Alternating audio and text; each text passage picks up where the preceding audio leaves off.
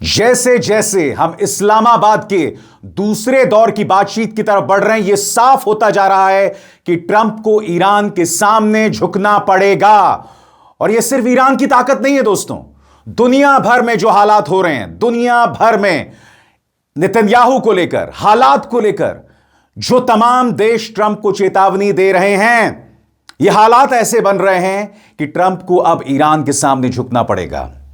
मगर उससे पहले मैं आपको बतलाना चाहता हूं, पाकिस्तानी सेना प्रमुख आसिम मुनीर जो हैं, वो आप देख सकते हैं तेहरान पहुंचे ट्रंप का संदेश लेकर, और उनका स्वागत किया ईरान के विदेश मंत्री अब्बास अरागची ने। अपने पूरे स्क्रीन पर देखिए दोस्तों, पाकिस्तान इस वक्त पुरजोर कोशिश कर रहा है कि किसी तरह से यह बातचीत जो है वो कामयाब हो जाए, क्योंकि पाकिस्तान को लगता है कि यह उसके लिए एक बहुत बड़ा मौका है दुनिया भर में अपने रुतबे को बढ़ाने का। और यकीनन अगर इस हफ्ते के अंत में यह बातचीत कामयाब हो जाती है तो पाकिस्तान के लिए एक ये बड़ी कामयाबी मानी जाएगी। मैंने बार बार कहा, पाकिस्तान से कहीं बेहतर स्थिति भारत की थी, मगर हमारे विदेश मंत्री और प्रधानमंत्री नरेंद्र मोदी ने एक बहुत ही अच्छा मौका गंवा दिया। खैर, वो एक अलग मुद्दा है, उसकी मैं चर्चा बार बार कर चुका हूं। मगर जैसे मैंने बताया, ट्रंप को झुकना पड़ेगा।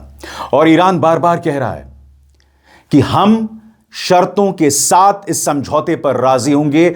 और अब से बस कुछ देर पहले वार्ता में शामिल ईरानी संसद के स्पीकर मोहम्मद गालिबाफ ने अपने ताजा बयान में, जो अब से कुछ घंटों पहले रात को दिया गया था, उसमें बताया है कि इस्राएल का जुल्म रुकना चाहिए और लेबनान पर किसी भी तरह की आक्रामक कार्रवाई नहीं होनी चाहिए। मोहम्मद गालिबाफ का बयान आपके स्क्रीन पर। वो कहते हैं, लेबनान में एक पूरी और मजबूत सीज फायर का बनना हिजबुल्लाह की जबरदस्त प्रतिरोध और उनके डटे रहने वाली लड़ाई और रेजिस्टेंस एक्सिस की एकता का नतीजा होगी। अमेरिका को इस समझौते का पालन करना चाहिए। रेजिस्टेंस और ईरान एक ही है, चाहे युद्ध हो या सीज फायर। अमेरिका को इस्राइल फर्स्ट वाली गलती से पीछे हटना चाहिए। यहां पर दो संदेश मोहम्मद गालिबाफ दे रहे हैं। पहले कि बाज आइए इस्राइल फर्स्ट की नीति से, क्योंकि इस्राइल फर्स्ट की नीति से अमेरिका को नुकसान हो रहा है। दूसरा, वो कह रहे हैं कि ईरान जो है ना लेबनान से खुद को दूर करेगा और ना एक्सिस ऑफ रेजिस्टेंस से, क्योंकि अमेरिका क्या कह रहा है कि आप हूथियों से दूरी बनाइए, हिजबुल्लाह से दूरी बनाइए, हमास से दूरी बनाइए। ईरान ने स्पष्ट कर दिया कि नहीं, सवाल ही नहीं पैदा होता, क्योंकि ये जो एक्सिस ऑफ रेजिस्टेंस है वो इस्राइल की ज्यादतियों पर लगाम लगाता है। वो इस्राइल जो रोज लेबनान में दर्जनों सैकड़ों लोगों को मार रहा है। मगर मैं आपका ध्यान खींचना चाहूंगा दोस्तों, प्रेस टेलीविजन की इस रिपोर्ट की तरफ। इस रिपोर्ट के जरिए आपको पता चलेगा कि वो कौन से हालात हैं कि डोनाल्ड ट्रंप को झुकना पड़ेगा ईरान के सामने। सबसे बड़ी बात, स्ट्रेट ऑफ हॉर्मुज पर अमेरिका ने जो नाकेबंदी की है वो उसके खिलाफ हो रहा है। क्यों? क्योंकि ईरान यह दावा कर रहा है कि वो बहुत ही आसानी से अपने जहाज वहां से भेज भी रहा है। नंबर 2, चीन ने भी अमेरिका को लाल आंख दिखाई है कि बाज आइए। अब मैं आपके सामने एक एक करके वो तमाम पॉइंटर्स पेश कर रहा हूं जो कि प्रेस टेलीविजन के इस लेख में आई है कि क्यों डोनाल्ड ट्रंप पर दबाव है और उन्हें ईरान की शर्तों पर राजी होना पड़ेगा। आपके स्क्रीन पर नंबर 1, ट्रंप की बड़ी बड़ी बातों के बावजूद पता चला है कि कई जहाज चुपचाप अपने नाकेबंदी को बाईपास कर गए और चीन ने इस घेरेबंदी को खतरनाक और गैर जिम्मेदाराना बताया है। नंबर 2, नेतन्याहू भी अब मुश्किल में दिख रहे हैं, क्योंकि ग्लोबल इकोनॉमिक क्राइसिस के संकेत मिल रहे हैं और आईएमएफ ने भी नेगेटिव ग्रोथ को लेकर गंभीर चेतावनी दी है। और यह दबाव लगातार ट्रंप पर है, क्योंकि अब इंटरनेशनल मॉनेटरी फंड ने कह दिया है कि हम नेगेटिव ग्रोथ की तरफ बढ़ रहे हैं। क्यों? क्योंकि ट्रंप की नेतन्याहू के प्रति जो मोहब्बत है वो दुनिया को बर्बाद कर रही है। आगे पॉइंट नंबर 3, इस बिना उकसावे और गैर कानूनी युद्ध को शुरू करने वाले नेतन्याहू को भी एहसास है कि उनके कदमों से अगर ग्लोबल मंदी आती है और ट्रंप को भी इसमें खींच लिया गया तो उसकी जिम्मेदारी उनकी सरकार पर ही आएगी। और ट्रंप को चिंता मध्यावधि चुनावों को लेकर है। नवंबर में जो मिड टर्म इलेक्शंस हैं, ट्रंप कोशिश कर रहे हैं कि ये जो बातचीत इस्लामाबाद में हो रही है उसे एक बहुत बड़े डील के तौर पर पेश किया जाए। मगर वो जानते हैं ये कहीं ना कहीं उसे ईरान की शर्तों पर राजी होना पड़ेगा। इसके बाद एक और अहम बिंदु आपके स्क्रीन पर, वेस्टर्न इकोनॉमिक्स में जो चिंता बढ़ रही है वो सप्लाई चेन पर दबाव की तरफ इशारा कर रही है। ट्रंप की यह जल्दबाजी और गलत फैसला लेने वाली सैन्य नाकेबंदी जो ईरान को सजा देने के नाम पर की गई थी, इंटरनेशनल कम्युनिटी को ग्लोबल फूड क्राइसिस के खतरे में डाल रही है। ऐसा यूएन के फूड एंड एग्रीकल्चर ऑर्गेनाइजेशन के चीफ इकोनॉमिस्ट ने सोमवार को दी है। और बात वहां नहीं रुकती। अब वो जो तमाम खाड़ी देश जो ईरान के खिलाफ साजिश कर रहे थे, वो अमेरिका से हाथ जोड़कर अपील कर रहे हैं कि बाज आइए। और ट्रंप ये नहीं चाहेंगे कि खाड़ी से अमेरिका का बोरिया बिस्तरा उठ जाए। गौर फरमाएं, जहां नेतन्याहू अमेरिका की पॉलिसी को ईरान के खिलाफ अपने हिसाब से जोड़ने की कोशिश कर रहे हैं, वहीं सऊदी अरब खुलकर अमेरिका पर दबाव डाल रहा है कि वो हॉर्मूज जल डमरू मद की नाकेबंदी खत्म करे और ईरान के साथ बातचीत दोबारा शुरू करे। वॉल स्ट्रीट जर्नल की रिपोर्ट में यह बात साफ तौर पर कही गई है। रिपोर्ट में कहा गया है कि रियाद को डर है कि यह टकराव और बढ़ सकता है, जिससे रेड सी के शिपिंग रूट्स और सऊदी के तेल निर्यात पर भी खतरा बढ़ सकता है। तो तमाम चेतावनियां मिल रही हैं, चाहे वेस्टर्न एक्सपर्ट से, आईएमएफ से, सऊदी अरब से। अमेरिका पर दबाव बेतहाशा है और यही वजह है मैं कह रहा हूं कि अमेरिका जो इस्लामाबाद में समझौता करेगा, जो संदेश असीम मुनीर लेकर पहुंचे हैं, यकीन मानिए अमेरिका को झुकना पड़ेगा। और इसकी एक और वजह है, जहां ट्रंप के साथ उनकी अपनी जनता नहीं है। अमेरिकी जनता बार बार सड़कों पर उतर रही है नो किंग्स प्रोटेस्ट को लेकर। वहां ईरान के इस हुजूम को देखिए, लोग सड़कों पर हैं और किस तरह से वो लोग अपनी सेना और अपनी सरकार के साथ हैं। ये प्रदर्शन जो है अपने आप में एक बहुत बड़ा और करारा संदेश है अमेरिका को, दुनिया को, कि हम अपनी सरकार के साथ हैं। और इस प्रदर्शन में ईरान के बड़े बड़े नेता भी शुमार हो रहे हैं। अपने पूरे स्क्रीन्स पर इस प्रदर्शन को देखिए कि किस तरह से ईरान की जनता अपनी ताकत के साथ निकली है। देखा जाए।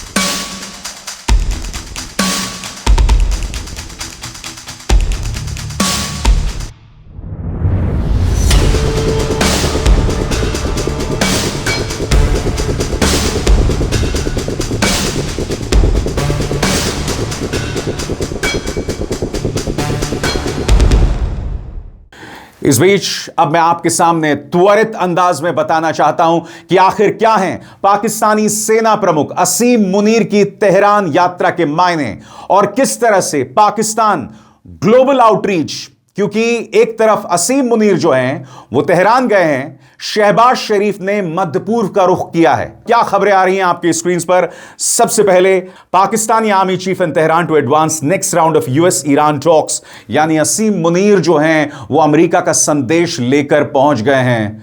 पाकिस्तानी सेना प्रमुख एक मैसेंजर बॉय बने हुए हैं।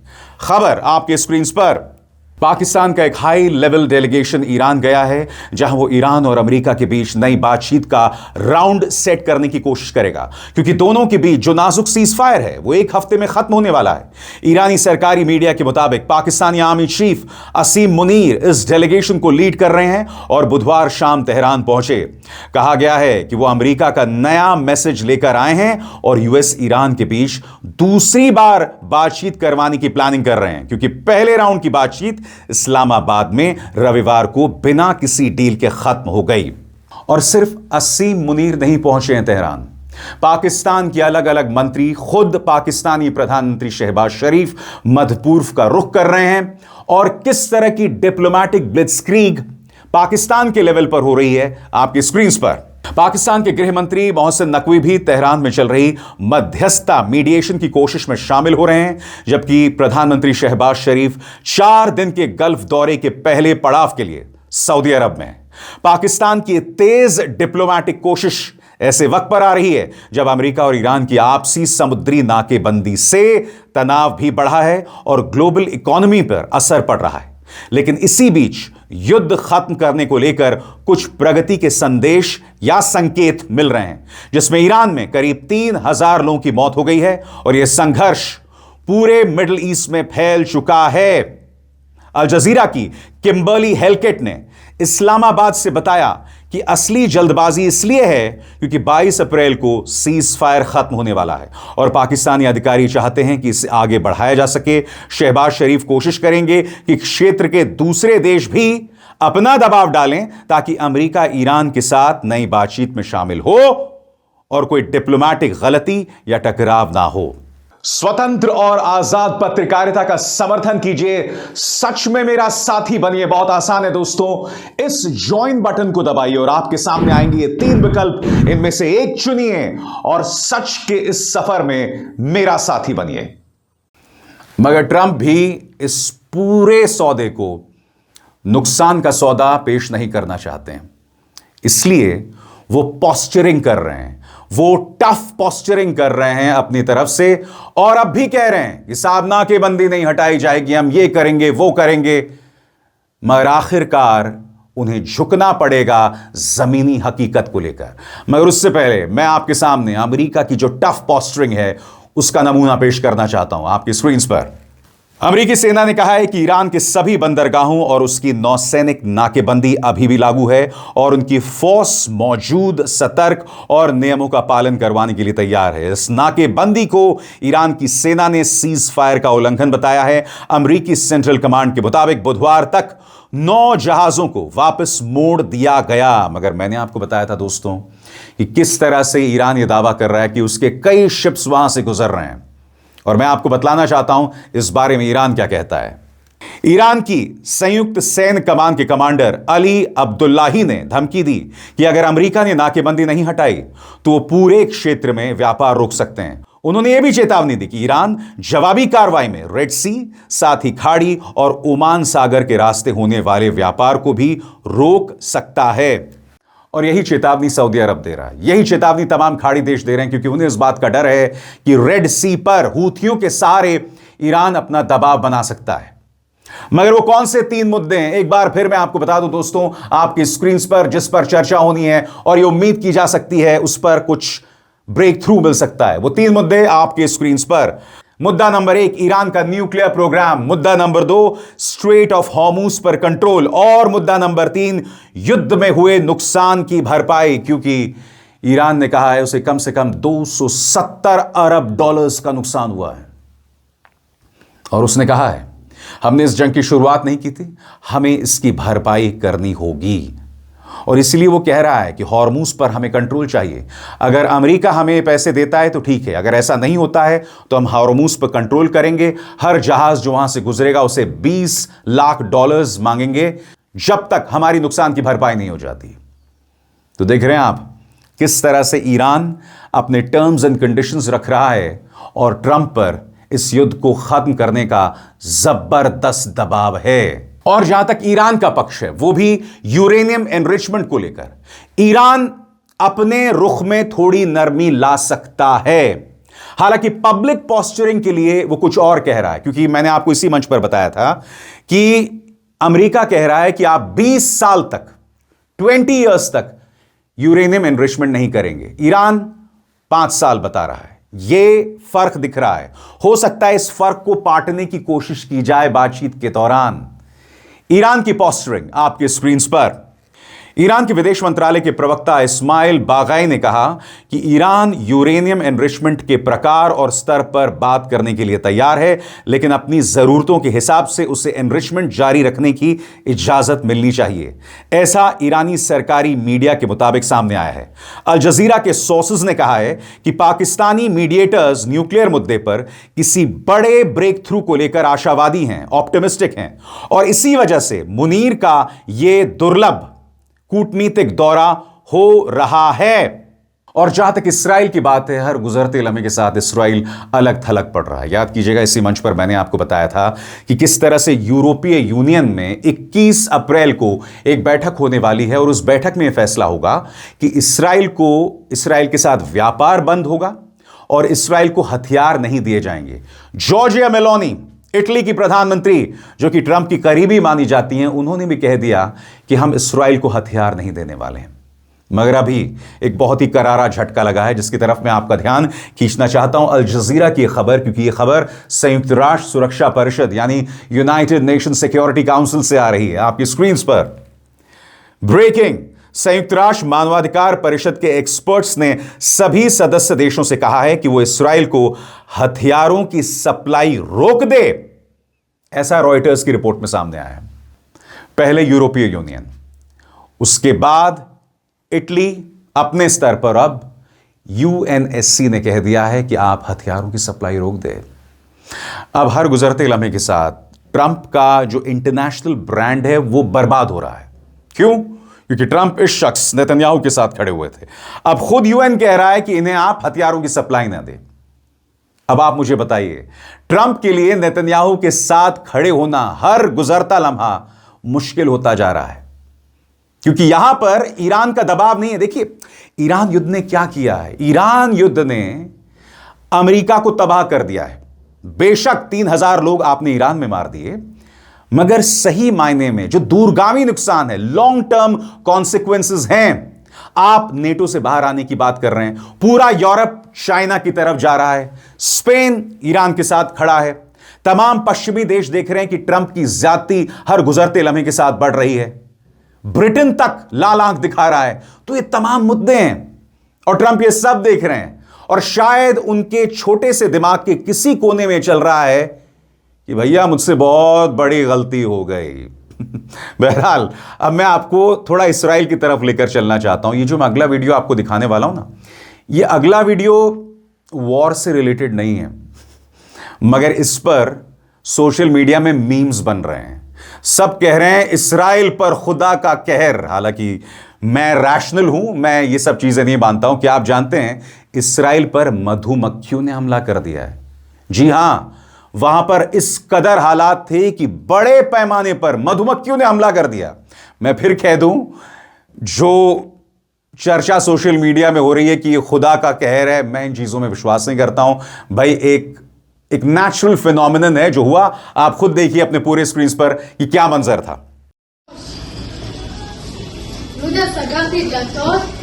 תיזהרי, דבורים. את לא מבינה מה הולך פה. סגרתי את הדלתות. זה רק אצלנו בגולברי בחוץ.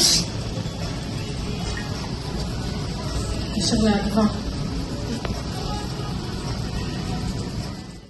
तो हर तरफ से इस्राइल घिरा हुआ है, और प्रेस टेलीविजन की इस रिपोर्ट पर देखिए जो कहता है, bank of Israel says Netanyahu's war cost to reach 112 billion in 2026।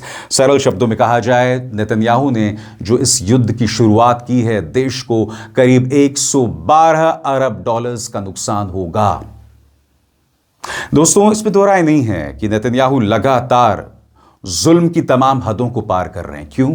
क्योंकि यह व्यक्ति जेल जाने से बचना चाहता है। पहले गजा में जुल्म किया, 70,000 लोगों को मार दिया।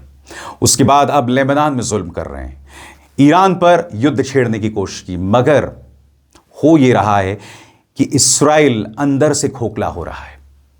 इस्राइल एक जबरदस्त आर्थिक संकट की तरफ बढ़ रहा है। जब यह सब शांत होगा, तब इस्राइल को सही मायनों में बड़ी चुनौतियों का सामना करना पड़ेगा। वो एक ऐसा दौर होगा जब अमेरिका भी एक जबरदस्त इकोनॉमिक क्राइसिस से गुजर रहा होगा, और तब ये दोनों सुपर पावर्स अपने आप को बहुत मुश्किल में पाने वाले हैं, अकेला पाने वाले हैं। क्यों? क्योंकि नेतन्याहू के साथ अब ना यूएन जुड़ना चाहता है, ना यूरोप जुड़ना चाहता है। यूरोप ट्रंप से दूरी बना रहा है, और ट्रंप को अभी 2-3 साल और हैं।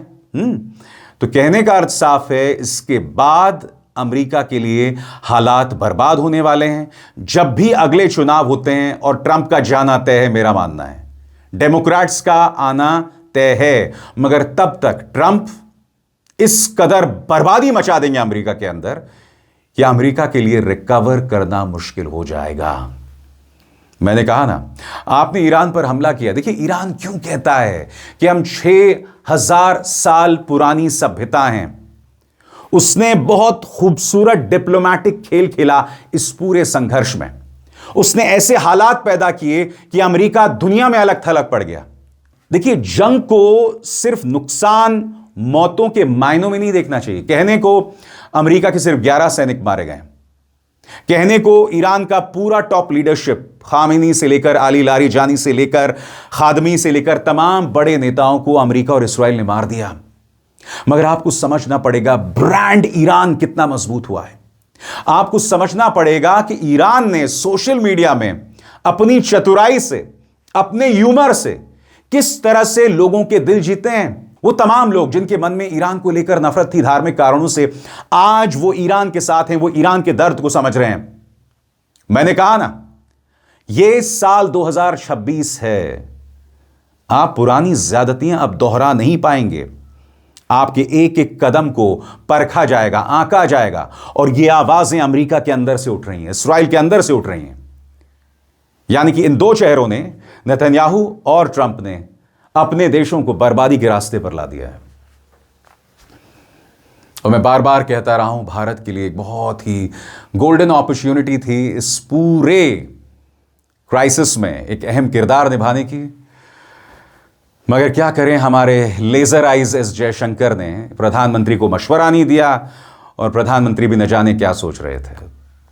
मगर इस मंच पर इस क्राइसिस के तमाम जो पहलू हैं वो मैं आप तक लाता रहूंगा, ये मेरा वादा है। अब इज़हार शर्मा को दीजिए इजाजत। नमस्कार।